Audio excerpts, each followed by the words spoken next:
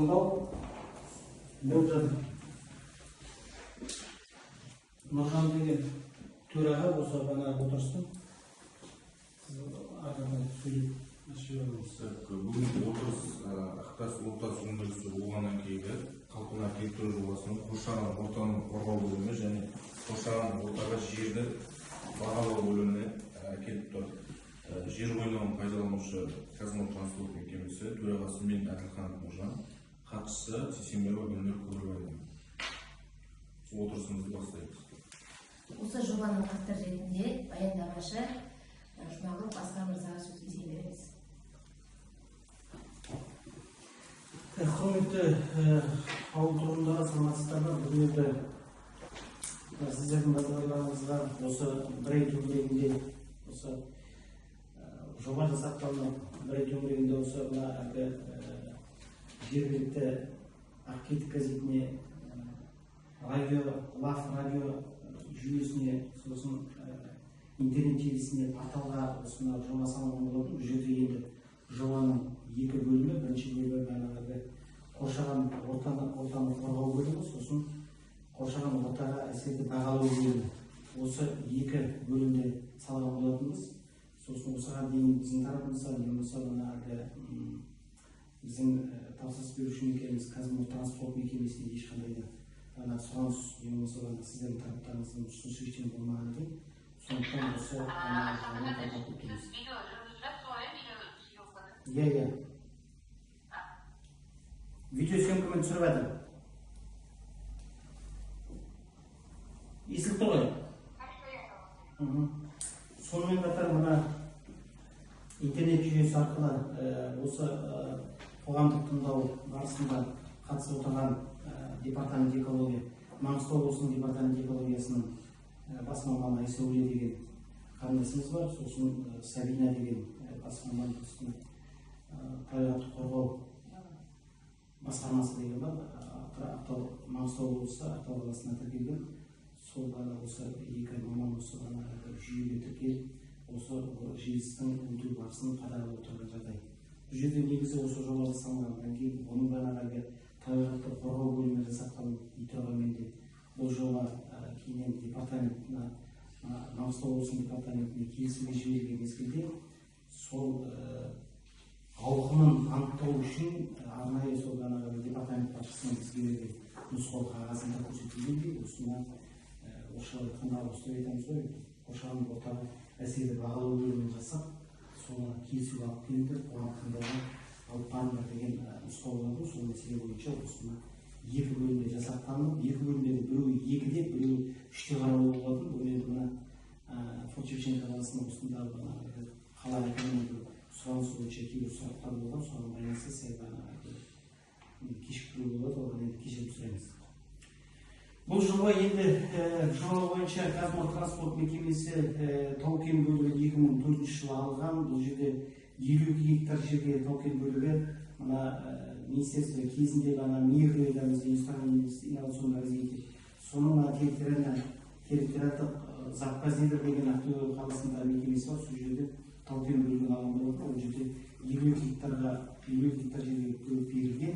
Ол жерде барлау жұмыстары жүргізіліп, бұл жерде 10 метрден 30 метрге дейін қазу жұмыстары геологиялық жүргізілген болатын болса, соның средний где-то орташа есеппен 15-16 метр деген есеппен алғанда, сонда бұл жердің қорының есебі 8.357.000 есебінде біз қорын есепке шығарған болатынбыз. Ол 2003-2002 жылдардың шамасы болды. 2004-те сол мәселе бойынша, сол хаттама бойынша бізге тау-кен бөлігі берілген.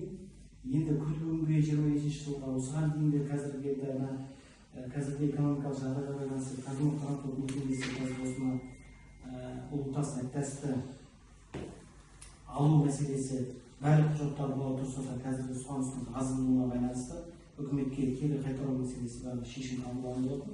Соған байланысты осында топырақты қалпына келтіру өндіріс жұмыстары жүргізілгеннен кейін трактор культивация земель дейді, жер бедерін қайтадан қалпына келтіру мәселесі жөнінде осы жобаны жасақтап, сіздердің қызметтеріңіз алып келіп тұрған жағдай.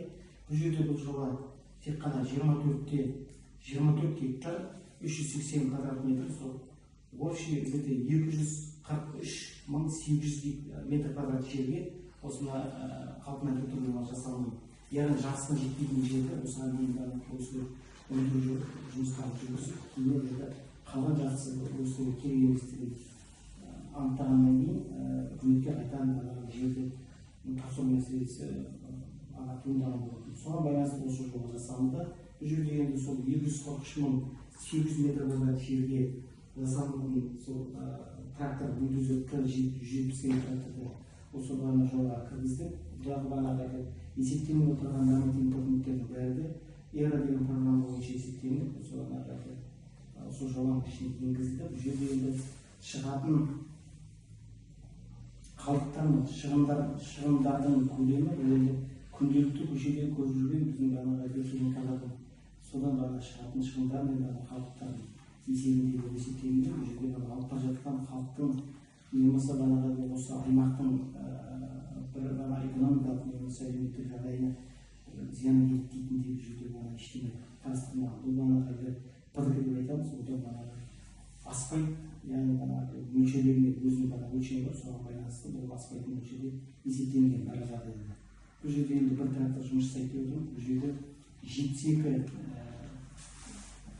сутка жұмыс жасайды деген есебіміз бар. Яғни төртте бір бөліп үшеуге жұмыс жасалыну керек, екісімен де жұмыс жасайды деп отырмыз. 8 сағаттан сол трактордан шығатын шығын немесе қалдық есептелініп, бұл жерде осы қалпына келтіру жобасының жалпы құны 20 миллион болса, осының ішіне барлық отходтарды, қалдықтарды қайтадан тапсыру ландфилл деген мекемеге не болса атқыту мәселесі бұлардың бәрі де осы жобаның ішіне қарастырылып, сол көрсетілген сома сол жұмыстардың игеруге жетеді деген есептелген. Олардың бәрі де қазіргі Қазақстан Республикасында қазіргі министрліктердің белгіленіп алынған нормативтік мөлшерлік құжаттамалардың негізінде жасалынған есептеуді бұған адами тіректің бөлігінде ғана қолданылып, бұл жерде тек қана тағылар есептеледі.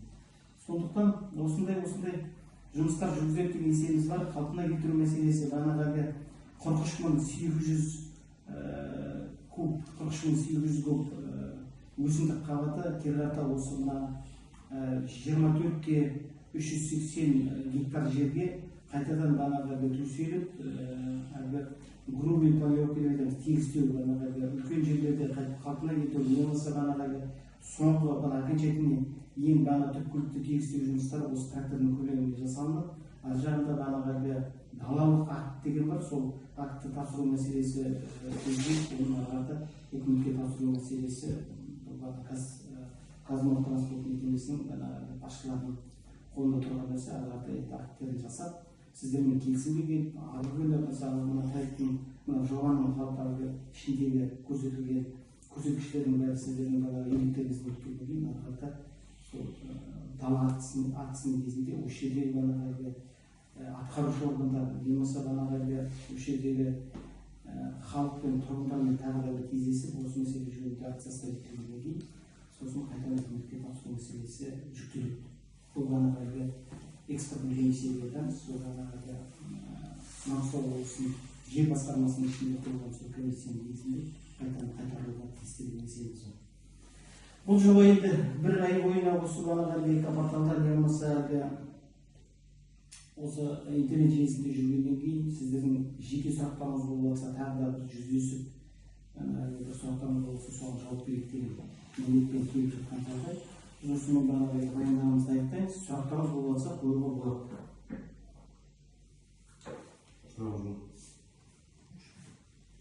Сұрақтарыңыз болса қоюға болады сұрақтарыңыз. Осымен біз жобаның екі бөлімінде қарадық деп есептейміз.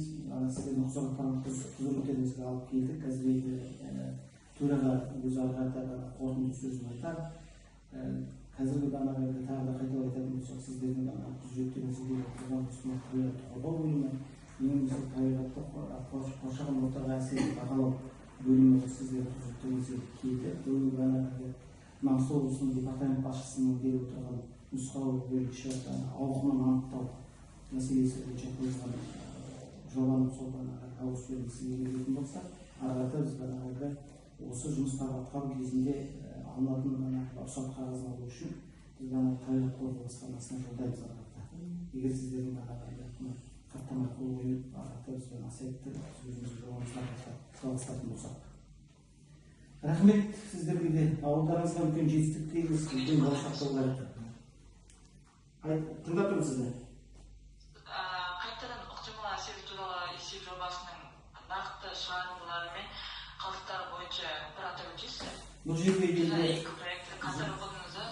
Қатар оқыдық, бұл жерде енді бұл жерде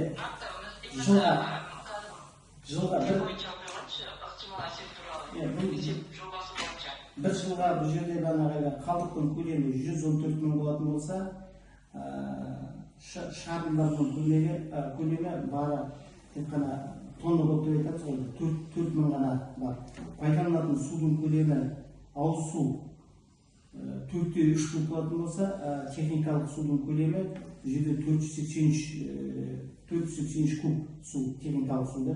Бұл жерде енді кезінде сол рекультивация жұмысы жүріп жатырған мезгілде шаңдақтау мәселелерді қарастыруға болады. Бұл жерде сол табиғи кіріп жатырған мезгілде ванналар мәселесі бұл жерде қарастырылған. Техникаларда әрмелеп жүрген мезгілде шаң көтермеу мәселелері, бүркіт су басу мәселелері бұл жерде тағы да қарастырылған.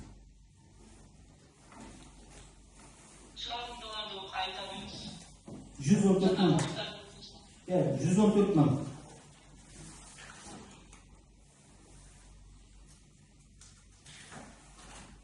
Бұл жерде енді 20%-тен 30%-тен әртүрлі қалдықтар бар. Олардың бәрі жаңа Ламтинг мекемесіне тапсырмақ деген есебіміз бар. Шығарындылар сол 114 мың деген есебіміз бар. Ақсу облысы экология департаментінде сұрақ жоқ. Рахмет сізге. Табиғат басқармасы.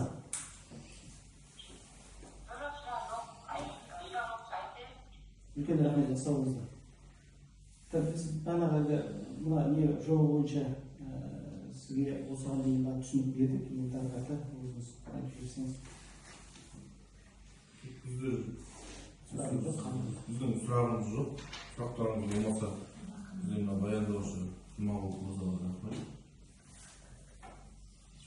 Жобамыз қанағаттандырылды. Сосын отырысты аяқталды. Үлкен рахмет, жасамашты сау болыңыздар.